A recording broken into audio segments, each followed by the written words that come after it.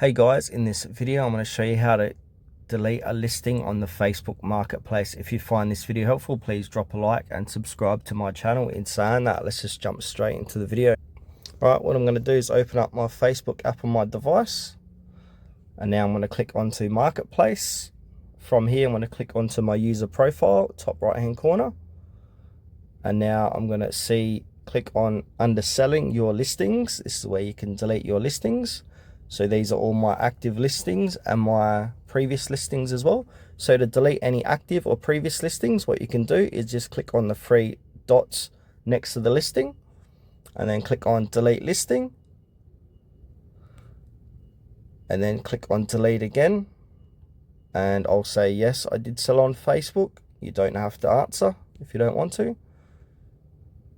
Choose the person, and then there you go, that Facebook Marketplace listing has now been deleted.